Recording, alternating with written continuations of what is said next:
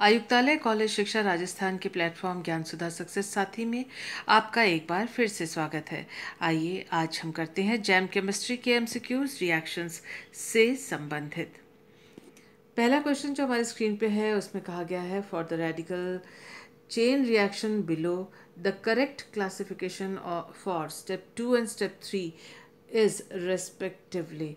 तो ये इन्होंने दिया है स्टेप 2 और ये है स्टेप 3। इनका ये जो स्टेप्स हैं ये क्या चेन प्रोपागेटिंग या चेन टर्मिनेटिंग है, यानी पहला वाला जो है वो चेन प्रोपागेटिंग ये वाला, और ये चेन टर्मिनेटिंग है या चेन ब्रांचिंग और chain terminating, chain propagating, chain propagating, chain propagating, chain branching. देखिए इसमें प्रोपागेटिंग का मतलब है कि श्रृंखला आगे संचरित होती है, श्रृंखला संचरण पद को कहा जाता है चेन प्रोपागेटिंग। टर्मिनेटिंग यानी श्रृंखला समापन चरण को चेन टर्मिनेटिंग कहा जाता है। चेन ब्रांचिंग यानी श्रृंखला शाखित होना, यानी एक रिएक्शन से और कई रिएक्शंस का चालू होना या शुरू होना, इनको चेन ब्रांचिंग या चेन श्रृंखला संचरण या श्रृंखला शाखित होना कहा जाता है। उसका मतलब है कि यहाँ जो दोनों ये रिएक्शंस हैं इनमें अगर हम दोनों को देखें तो इसमें भी एक फ्री रेडिकल बन रहा है और यहाँ पर भी फ्री रेडिकल बन रहा है। क्योंकि हम यहाँ पर फ्री रेडिकल चेन रिएक्शन के बारे में पढ़ रहे हैं, एक नया फ्री रेडिकल जो बनता है वो एक और नई श्रृंखला का संचरण करता है, तो ये भी जाके किसी और न्यूट्रल मॉलिक्यूल के साथ जुड़ेगा और फिर नई श्रृंखला संचरित होगी। यानी स्टेप 2 और स्टेप 3 दोनों ही टर्मिनेशन नहीं कर रहे हैं। टर्मिनेशन यानी दो मुक्त मूलक आपस में जब जुड़ जाते हैं और न्यूट्रल मॉलिक्यूल बनाते हैं, ऐसे को चेन टर्मिनेशन कहा जाता है। यहाँ चेन जो है रिएक्शंस जो फ्री रेडिकल्स हैं वो न्यूट्रल मॉलिक्यूल के साथ मिल रही हैं, मिक्स एडिशन कर रही हैं, ये रिएक्शन कर रही हैं, जिससे कि नए फ्री रेडिकल, नए मुक्त मूलक बन रहे हैं जो कि नई श्रृंखलाओं को स्टार्ट करेंगे, यानी चेन प्रोपागेटिंग और चेन प्रोपागेटिंग। ये भी चेन प्रोपागेटिंग है, नया फ्री रेडिकल बन रहा है। ये भी चेन प्रोपागेटिंग यानी श्रृंखला संचरण का तरीका है, ये उसका ही रिएक्शन है ये। तो दोनों ही के दोनों इसमें चेन प्रोपोगेटिंग है। तो ऑप्शन 3 जो है वो हमारा राइट आंसर है इस वाले रिएक्शन के लिए। नेक्स्ट रिएक्शन को करने से पहले याद कर लेते हैं कि डीएनए और आरएनए में न्यूक्लियोबेसिस क्या क्या होते थे। देखिए डीएनए में जो है थायमीन, एडेनिन, ग्वानिन और साइटोसिन, और उसी तरह से आरएनए में यूरेसिल, एडेनिन, ग्वानिन और साइटोसिन। इन दोनों में डीएनए और आरएनए में जो अंतर है, बाकी ये देखिए ये दोनों सेम, ये सेम, ये सेम, लेकिन यहाँ थायमीन है और यहाँ पर यूरेसिल है। तो ये चीज़ हमें ध्यान रखनी है और इसके ऊपर कई क्वेश्चंस नेट और जैम दोनों में ही अक्सर पूछे जाते हैं। क्वेश्चन है हमारे पास the nucleobase not found in DNA. इन सभी न्यूक्लियो बेसिस में से कौन सा ऐसा है जो डीएनए में नहीं पाया जाता। जाहिर सी बात है, जो अभी हमने स्लाइड देखा था और आपको मालूम होगा कि यूरेसिल जो बेस है, न्यूक्लियो बेस है, वो डीएनए में नहीं आरएनए में पाया जाता है। इसलिए इस क्वेश्चन का आंसर है ऑप्शन बी, जो न्यूक्लियो बेस डीएनए में नहीं पाया जाता। इस क्वेश्चन में पूछा गया है the correct statement for the following structures is. तो ये कुछ संरचनाएं हमें दी हुई हैं और इनके बारे में हमें क्वेश्चन पूछा गया है। ये कहा गया है कि इनमें से कौन सा स्टेटमेंट जो है वो करेक्ट है। 1, 2 एंड 3 आर रेजोनेंस स्ट्रक्चर्स। देखिए इस तरह के जो क्वेश्चंस हैं वो जैम में और नेट में भी पूछे जाते हैं। रेजोनेंस के लिए क्या ज़रूरी है? रेजोनेंस के लिए ज़रूरी है कि जो एटम्स हैं, एटम्स की पोजीशन जो है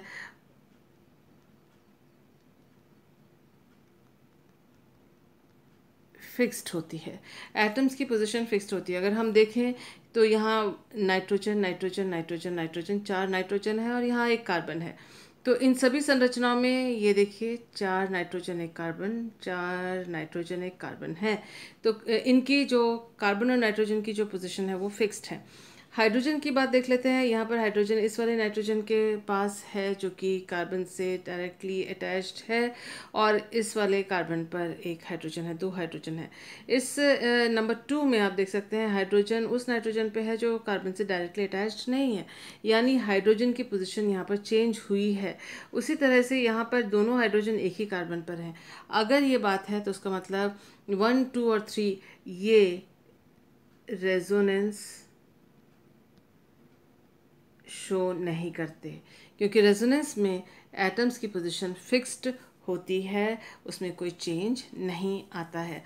तो पहला स्टेटमेंट जो है 1, 2 एंड 3 आर रेजोनेंस स्ट्रक्चर्स, ये गलत स्टेटमेंट है। 1 and 2 R resonance structures whereas 3 is an isomer of 1 and 2। 1 और 2 रेजोनेंस स्ट्रक्चर्स हैं? जी नहीं, 1 और 2 रेजोनेंस स्ट्रक्चर्स नहीं हैं। किस तरह से? क्योंकि यहाँ देख सकते हैं कि नाइट्रोजन के साथ हाइड्रोजन है, और इस नाइट्रोजन के साथ यहाँ पर हाइड्रोजन है, और ये दोनों नाइट्रोजन एक समान नहीं है। कैसे? आप ये देखें,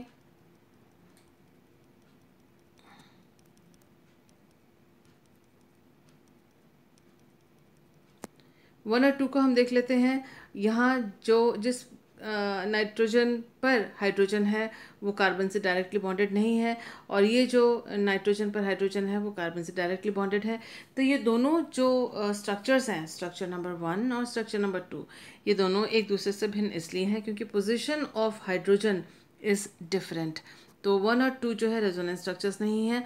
आगे हमें देखने की ज़रूरत ही नहीं है क्योंकि पहला जो स्टेटमेंट है वही गलत है, तो पहला जो हिस्सा है वही गलत है। 1 एंड 3 आर रेजोनेंस स्ट्रक्चर्स, 1 और 3 को रेजोनेंस स्ट्रक्चर कहा गया है, ये भी गलत है। यहाँ पर दोनों हाइड्रोजन्स जो हैं वो कार्बन से जुड़े हुए हैं। यहाँ पर एक हाइड्रोजन कार्बन पर है और दूसरा हाइड्रोजन नाइट्रोजन पर है, तो 1 और 3 जो है रेजोनेंस स्ट्रक्चर्स नहीं है। 2 is the isomer of 1 and 3, तो वहाँ तक देखने की ज़रूरत नहीं है। पहला हिस्सा जो स्टेटमेंट का है वही गलत है, तो आगे हम नहीं देख रहे हैं। लास्ट वाला स्टेटमेंट है 1, 2 and 3 are constitutional isomers. Constitutional isomers मतलब इनकी जो पोजीशन है एटम्स की वो एक दूसरे से भिन्न होगी, लेकिन इनमें जो जितने सारे एटम और जितने प्रकार के एटम हैं वो एकदम एक समान होंगे। जी हाँ, ये कॉन्स्टिट्यूशनल संरचनात्मक जो इनकी संरचना है, कॉन्स्टिट्यूशन है, यानी ये जिन जिन तत्वों से बने हुए हैं और जिन एटम्स से बने हुए हैं, जितनी जितनी मात्रा में बने हुए हैं, वो इनका कॉन्स्टिट्यूशन है। तो इनकी जो संरचना है वो थोड़ी सी एक दूसरे से भिन्न है, लेकिन जिन एटम्स से कार्बन, नाइट्रोजन और हाइड्रोजन और उनका जो अनुपात है वो इन तीनों में एक समान है, तो इनका कॉन्स्टिट्यूशन जो है एक जैसा है। हालांकि इनकी संरचना में थोड़ा बहुत अंतर है, और ये रेजोनेटिंग स्ट्रक्चर्स नहीं है। तो हमारा जो ऑप्शन है, option number D is the correct answer for this particular question. Next question को करने से पहले याद कर लेते हैं कि जो अल्कोहल्स हैं उनके बॉइलिंग पॉइंट्स को प्रभावित करने वाले कारक कौन कौन से हैं। इसके ऊपर कई क्वेश्चंस जो हैं जनरल जो आपके यूनिवर्सिटी के कॉलेजेस के एग्जामिनेशंस होते हैं उनमें भी पूछा जाता है।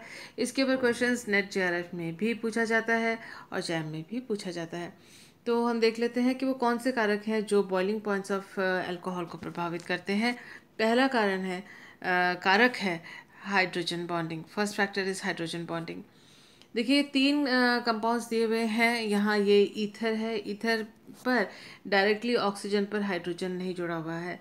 हाइड्रोजन बॉन्ड कब बनता है? हाइड्रोजन बॉन्ड तब बनता है कि इलेक्ट्रोनेगेटिव एटम से कोई इलेक्ट्रोपॉजिटिव एटम अगर डायरेक्टली बॉन्डेड हो, इन दोनों के बीच में इलेक्ट्रोनेगेटिव का विद्युत ऋणता का अंतर हो, एक के ऊपर माइनस चार्ज आए दूसरे के ऊपर प्लस चार्ज आ जाए, तो ऐसे में हाइड्रोजन बॉन्ड बनता है। मॉलिक्यूल्स जो हैं आपस में एक जैसे ROH और इसका दूसरे ऑक्सीजन के साथ and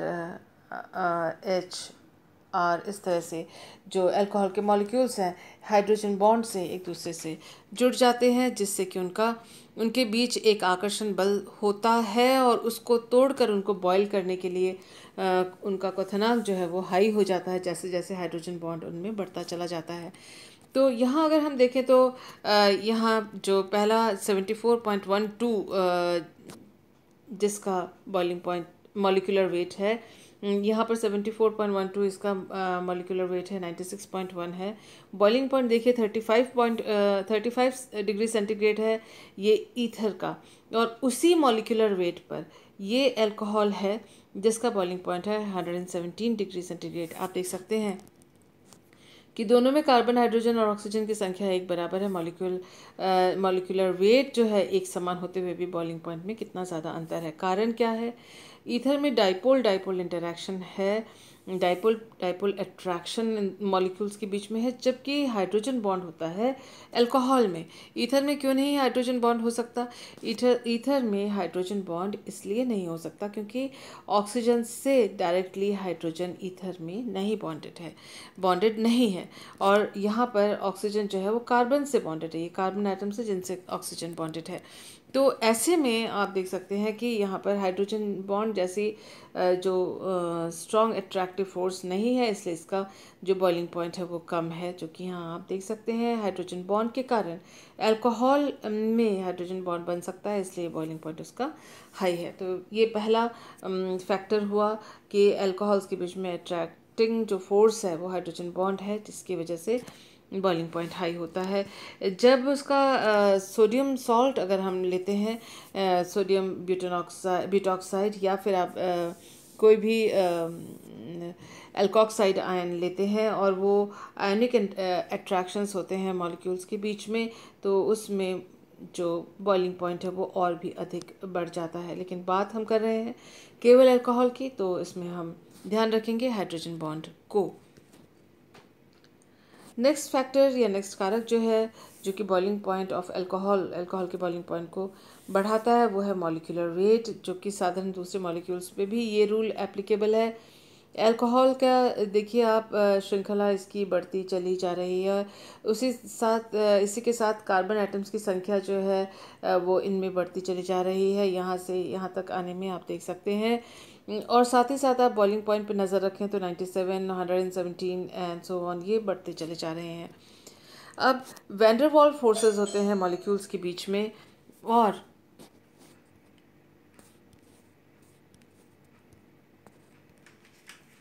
when der Waals force जो हैं वो किस प्रकार से बढ़ते हैं?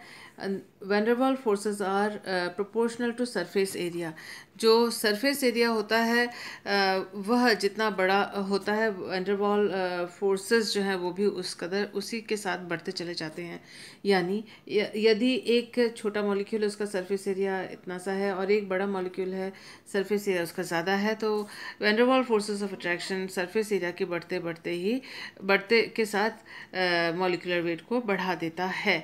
तो उसका मतलब है कि वैन डर वाल्स फोर्सेस का अगर बढ़ना हुआ तो मॉलिक्यूल्स के बीच में जो अट्रैक्टिंग फोर्स है, आकर्षण बल है, वो भी बढ़ता है। मॉलिक्यूल्स के बीच में अगर आकर्षण बल बढ़ता है, अट्रैक्टिव फोर्स बढ़ जाता है, इंक्रीज होता है, ऐसे में बॉइलिंग के लिए उनको बॉईल करने के लिए भी अधिक ऊर्जा की आवश्यकता होती है, जिसकी वजह से जैसे जैसे मॉलिक्यूलर वेट बढ़ता है वैसे वैसे आप देख सकते हैं बॉइलिंग पॉइंट भी इंक्रीज हो गया है। तो ये दूसरा फैक्टर है। पहला फैक्टर था हाइड्रोजन बॉन्डिंग और दूसरा फैक्टर है मॉलिक्यूलर वेट। आइए देखते हैं तीसरा फैक्टर कि अगर ब्रांचिंग हो।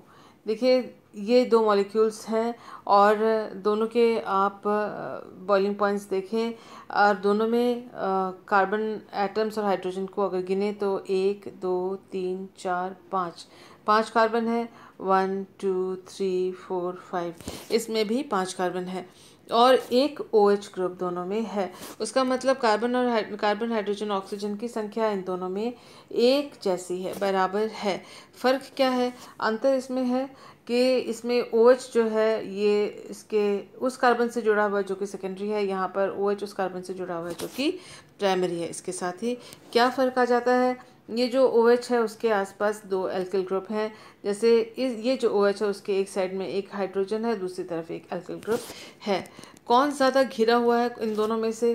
किसकी चारों ओर ज़्यादा धक्का मुक्की है या जगह की कमी है या जिसको घेर के रखा गया है कौन सा है, ये वाला OH है जिसको एल्किल ग्रुप ने घेर रखा है। ये इसको उतना नहीं घेर पा रहे हैं क्योंकि इस कार्बन पर एक हाइड्रोजन है जिसका आकार छोटा है और ये एल्किल ग्रुप है जो कि लंबा सा है और वो उस कदर इसको घेर के नहीं रखता जिस तरह से यहाँ पर दोनों जो ग्रुप्स हैं एल्किल ग्रुप्स हैं इनको घेर सकते हैं।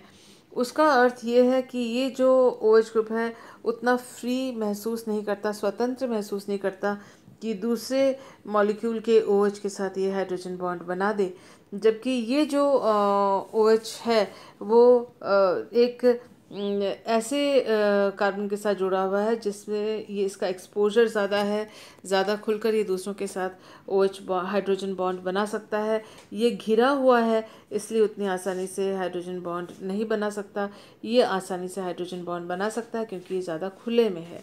तो उसका मतलब अगर ब्रांचिंग होती है, शाखित चेन वाला अल्कोहल होता है, उसका बॉइलिंग पॉइंट कम होगा, जैसा कि आप इस एग्जांपल में देख रहे हैं। यहाँ जो है नॉर्मल चेन या लंबी श्रृंखला सीधी श्रृंखला वाला अल्कोहल है तो उसका बॉइलिंग पॉइंट जो है वो ज़्यादा है क्योंकि ये ज़्यादा खुले में होता है और हाइड्रोजन बॉन्ड बना सकने में ज़्यादा सक्षम है, जबकि ये उतना इजीली हाइड्रोजन बॉन्ड नहीं बनाता है।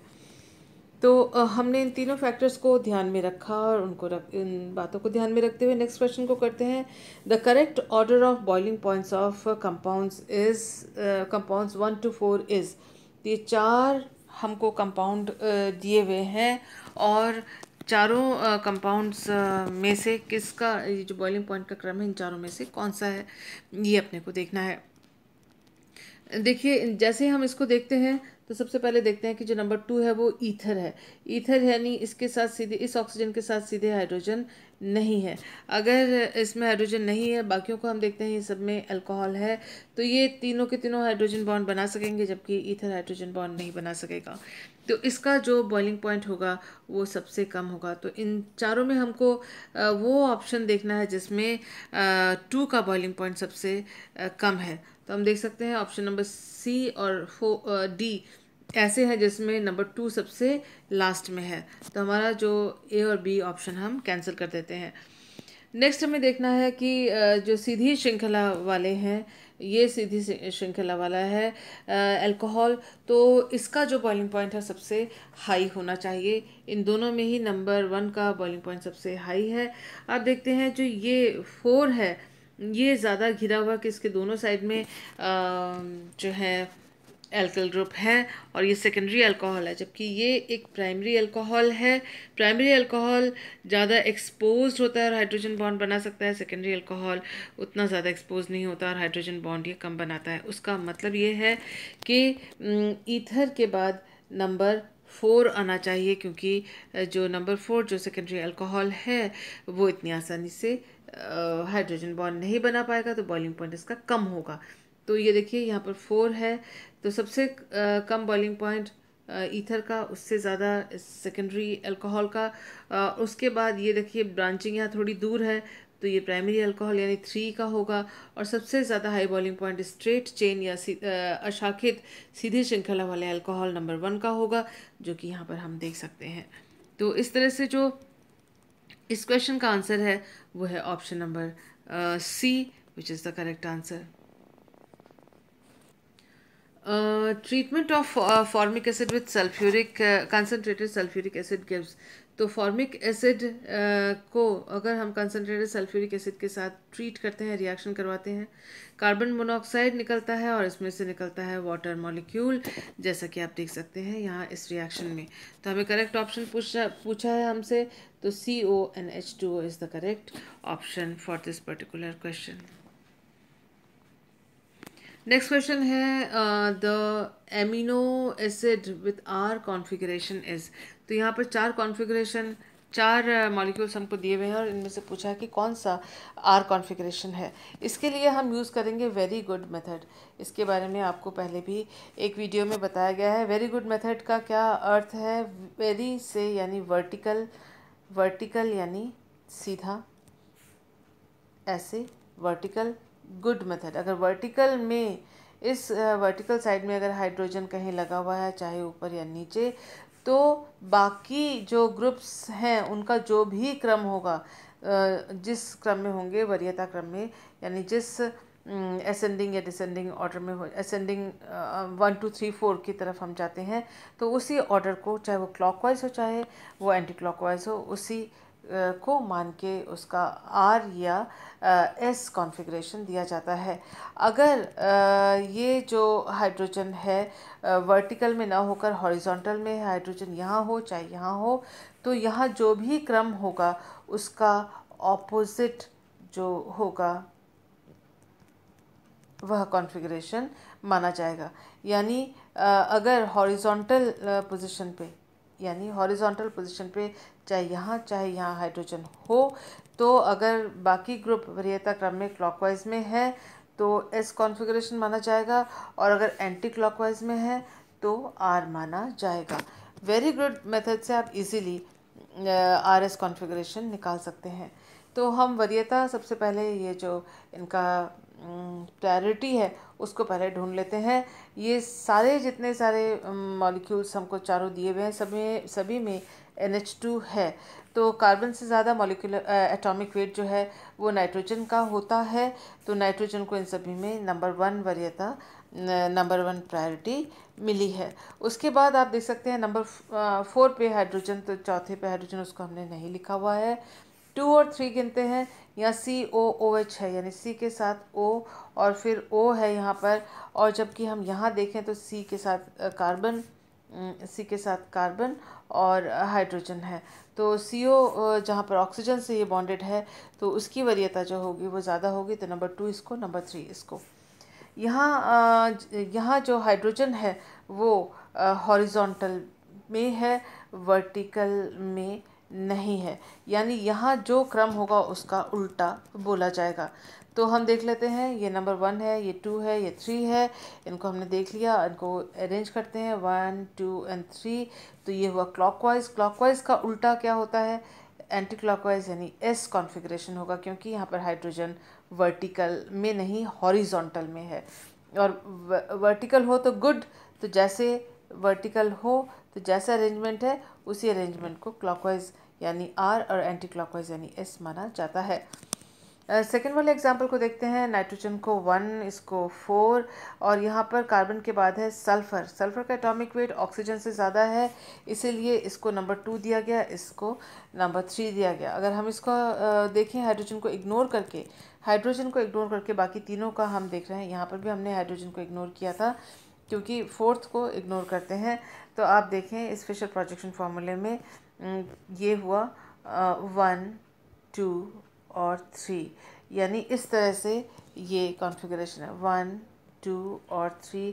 ये क्या हुआ? एंटी क्लॉकवाइज है, लेकिन हाइड्रोजन यहाँ पर हॉरिजॉन्टल में है, वर्टिकल में नहीं है, तो इसका मतलब ये आर कॉन्फ़िगरेशन होगा। तो यहाँ देख लेते हैं सी को, ये वाला हमारा एस था, इसमें नाइट्रोजन 1, ये 4, C double bond OH number 2 लगेगा क्योंकि कार्बन ऑक्सीजन के साथ बॉन्डेड है, या कार्बन कार्बन के साथ बॉन्डेड है, तो इसलिए इसकी वरीयता होगी नंबर 3, प्रायोरिटी होगी नंबर 3। इसका देख लेते हैं कि किस तरह से ये घूम रहा है। This was S, this was R, तो ये 1 2 एंड 3 ये क्लॉकवाइज है। तो और हाइड्रोजन जो है वो हॉरिजॉन्टल पे है, वर्टिकल पे नहीं। यहाँ वर्टिकल का वर लिखा हुआ है, तो उसका मतलब इसमें भी क्लॉकवाइज होने पर ये एस माना जाएगा क्योंकि हाइड्रोजन इस साइड में है, हॉरिजॉन्टल में है। यहाँ अगर हम देखें तो COOH ये की वरीयता जो होगी वो नंबर 2 होगी, क्योंकि यहाँ कार्बन ऑक्सीजन से सीधे सीधे बॉन्डेड है, यहाँ कार्बन कार्बन से बॉन्डेड है, और वो कार्बन आगे सल्फ़र से है। तो इस सल्फ़र के द्वारा हम वरीयता का या प्रायोरिटी का डिसाइड नहीं करते हैं, और हमें जो प्रायोरिटी देनी है यहाँ पर नंबर 1, नंबर 2 और नंबर 3 है। 1 2 और 3 को हम अगर इस तरह से देखें तो देखेंगे कि ये क्लॉकवाइज डायरेक्शन है, और क्योंकि हाइड्रोजन जो है वो हॉरिजॉन्टल पे है, इसलिए क्लॉकवाइज होते हुए भी इसको एस माना गया है। तो इन सभी में हम देख सकते हैं जो option B is the correct answer हालांकि इतना टाइम लगा है इसको बोलने के लिए, लेकिन जब आप अपने हाथों से करेंगे इसको तब देखेंगे कि ये बहुत फास्ट ये काम हो जा रहा है। तो हमारा आंसर है बी इस वाले क्वेश्चन के लिए। नेक्स्ट क्वेश्चन को करने से पहले याद कर लेते हैं कि जब alpha beta unsaturated carbonyl compound होता है तो ग्रिग्नार्ड रिएजेंट के साथ वो जो सी डबल बॉन्ड ओ है उस पर ही आक्रमण करेगा और जिससे कि हमें अल्कोहल उत्पाद के रूप में प्राप्त होता है। हम देख लेते हैं जो कार्बोनिल ग्रुप है वो जब फॉस्फोनियम लाइट के साथ इलाइट के साथ जब ये रिएक्ट करता है तो कार्बोनिल कंपाउंड और फॉस्फोनियम इलाइड जो है वो एक बीटेन मध्यवर्ती देता है, जिससे कि ऑक्सा फॉस्फेटेन मध्यवर्ती इस तरह से 4 सदस्यीय एक मध्यवर्ती यौगिक बनता है। और फिर आप देख सकते हैं कि इसमें बॉन्ड ब्रेकिंग और बॉन्ड मेकिंग इकट्ठे होती है। ये बॉन्ड टूट रहा है, यहाँ नया बॉन्ड डबल बॉन्ड बन रहा है, जो कि यहाँ नया डबल बॉन्ड बना और उस इधर से ये वाला बॉन्ड टूटा और यहाँ पर इलेक्ट्रॉन शिफ्ट हुए तो ये नया डबल बॉन्ड बना। तो यहाँ पी डबल बॉन्ड ओ और सी डबल बॉन्ड सी, ये पी डबल बॉन्ड ओ और सी डबल बॉन्ड सी बनता है और साथ ही साथ दो बॉन्ड्स ये वाले और ये वाले बॉन्ड टूटते हैं, जिसकी वजह से हमें यहाँ पर एक एल्कीन उत्पाद के रूप में मिलता है और एक फॉस्फीन ऑक्साइड भी साइड प्रोडक्ट के रूप में मिलता है। इस रिएक्शन को कहते हैं विटिक रिएक्शन या विटिक ओलिफिनेशन रिएक्शन। ये इम्पॉर्टेंट है और इसके ऊपर कई क्वेश्चंस नेट और जैम में पूछे जाते हैं। क्रोमियम ट्राइऑक्साइड के साथ अल्कोहल का ऑक्सीडेशन होता है, जिससे कि वो कार्बोनिल कार्बोनिल यौगिक उत्पाद के रूप में देते हैं। आप देख सकते हैं कि जो क्रोमियम है क्रोमियम ट्राइऑक्साइड का, उसने ऑक्सीजन के साथ बॉन्ड बनाया है और ये जो हाइड्रोजन है ये क्रोमियम के ऑक्सीजन के ऊपर ट्रांसफ़र हो गया है इस तरह से, और OH यहाँ पर बॉन्ड बना है नया, और जिसमें फिर इलेक्ट्रॉन्स का बनना और टूटना इकट्ठे होने की वजह से यहाँ बॉन्ड टूटता है, जबकि ये हाइड्रोजन इस ऑक्सीजन पर ट्रांसफ़र हो जाता है, जिससे H2CrO3 बनता है और C डबल बॉन्ड O उत्पाद के रूप में कार्बोनिल यौगिक उत्पाद के रूप में हमें प्राप्त होता है। यहाँ देख सकते हैं H बॉन्ड के इलेक्ट्रॉन्स जो हैं CO के बीच में ट्रांसफ़र होकर यहाँ पर C डबल बॉन्ड O यौगिक जो है वो एज अ प्रोडक्ट हमें प्राप्त होता है। इन बातों को ध्यान में रखते हुए नेक्स्ट क्वेश्चन को करते हैं। The major product formed in the following reaction is, तो ये एक साइक्लोहेक्सिनोन दिया हुआ है और alpha beta unsaturated carbonyl compound है। ये इसका ग्रिग्नार्ड रिएजेंट के साथ रिएक्शन कराएंगे, उसके बाद हम इसका ऑक्सीडेशन कराएंगे। ग्रिग्नार्ड रिएजेंट से अल्कोहल बनता है, इससे कीटोन बनेगा और फिर इससे विटिक रिएक्शन से बनेगा एल्कीन। तो इन सभी में कौन सा है वो हम ढूंढ लेते हैं। हालांकि अगर आपको मैकेनिज़म्स और रिएक्शन में होता क्या है वो मालूम है तो आप यूं ही पता कर सकते हैं कि जो answer B is the correct option B is the correct answer. किस प्रकार से हो रहा है वो यहाँ देख लेते हैं। C डबल बॉन्ड O के साथ ग्रिग्नार्ड रिएजेंट जो है वो रिएक्ट करता है और इसको ये जो ET है इस कार्बोनिल ग्रुप में कार्बन में लग जाता है और MgBr जो है ऑक्सीजन के साथ MgBr लगता है और उसका फिर C डबल बॉन्ड O जो है वो टूट कर या रिड्यूस होकर OH में परिवर्तित हो जाता है। तो जो ग्रिग्नार्ड रिएजेंट है उससे हमें इस प्रकार का एक अनसैचुरेटेड अल्कोहल प्राप्त हुआ, जिसका जब हम क्रोमियम ट्राइऑक्साइड के साथ ऑक्सीडेशन करते हैं तो ये देखिए मध्यवर्ती बना है। ये जो हाइड्रोजन अल्कोहल का है वो ऑक्सीजन पर ट्रांसफ़र हो गया, यहाँ OH बन गया है। C डबल बॉन्ड O इस तरह से जुड़ा हुआ है क्रोमियम के साथ ही, और ऑक्सीजन जो यहाँ पर अल्कोहलिक ऑक्सीजन है वो यहाँ पर देख सकते हैं आप है, और साथ ही आप देख सकते हैं कि ऑक्सीजन जो है वो क्रोमियम के साथ इसने यहाँ पर बॉन्ड बनाया है और एक सिरा इसका कार्बन के साथ जुड़ा हुआ है। फिर इलेक्ट्रॉन्स का माइग्रेशन होता है ये और सिग्मा बॉन्ड का ट्रांसफ़र होता है। पेरिसाइक्लिक रिएक्शन है, बॉन्ड्स का बनना और टूटना एक साथ में होता है सिग्माट्रॉपिक रिएक्शन की वजह की तरह से। और आप देख सकते हैं पाई इलेक्ट्रॉन्स यहाँ ट्रांसफ़र हो गए, ये रहे। और ये जो ऑक्सीजन और कार्बन के बीच में जो ये बॉन्ड है, यहाँ से लेकर यहाँ तक ये टूट जाता है। और आप देख सकते हैं कि ये जो CR सिंगल बॉन्ड है वो C डबल बॉन्ड O में चेंज हो जाता है। और इस तरह से आप ये भी देख सकते हैं कि यहाँ पर जो ऑक्सीजन है वो इस कार्बन के साथ जुड़ गया, ये रहा। इस कार्बन पर ऑलरेडी एक हाइड्रोजन था जो कि लिखा हुआ नहीं था। तो कुल मिलाकर हमें जो मध्यवर्ती प्राप्त होता है वो ये रहा। और इससे फिर बॉन्ड्स का ब्रेकिंग देखिए, ये यहाँ बॉन्ड ब्रेक हुआ है ऑक्सीजन और कार्बन का। कार्बन और ऑक्सीजन में एक नया बॉन्ड बना है। साथ ही आप देख सकते हैं कि ये जो ऑक्सीजन और क्रोमियम का बॉन्ड है वो टूट रहा है और यहाँ एक नया डबल बॉन्ड बन रहा है, वो यहाँ है। और ये जो हाइड्रोजन यहाँ से अपने बॉन्ड के इलेक्ट्रॉन्स जो इन दोनों के बीच में दे के जा रहा है एज H+, वो इस जो हाइड्रोजन ये जो क्रोमियम ट्राइऑक्साइड जो था उसको उसने रिड्यूस कर दिया H2CrO3 में। और हमें फलस्वरूप मिला एक कीटोन, यहाँ पर वो भी अल्फा बीटा अनसैचुरेटेड कीटोन, क्योंकि यहाँ पर डबल बॉन्ड है। और उसका विटिक रिएक्शन जब करवाते हैं तो इस तरह का 4 मेंबर्ड रिंग आपको प्राप्त होता है, जिससे कि ये बॉन्ड टूटा और यहाँ पर बॉन्ड टूटा। और जैसे इससे पहले हमने विटिक रिएक्शन का मैकेनिज्म देखा था, इससे हमें एल्कीन प्राप्त हुआ। ये जो डबल बॉन्ड है वो नया डबल बॉन्ड बना है विटिक रिएक्शन की वजह से। तो अगर हम ढूंढें कि इनमें से कौन सा है ऑप्शन, वो ऑप्शन नंबर बी है जो कि यहाँ पर बन रहा है। देखिए बोलने में शायद ये लंबा लगे, लेकिन जब आप इसको करेंगे हाथ से और प्रैक्टिस करेंगे और आपको ध्यान होगा कि विग्नार्ड रिएजेंट का क्या काम है, क्रोमियम ट्राइऑक्साइड का क्या काम है, और फॉस्फोनियम इलाइट जो है वो C डबल बॉन्ड O पर किस प्रकार से रिएक्शन करता है, तो ये काफ़ी शॉर्ट आपको लगेगा। लेकिन एक बार अगर आप लिख के देखें तो आपको ईजी लगेगा। So thank you for being with me.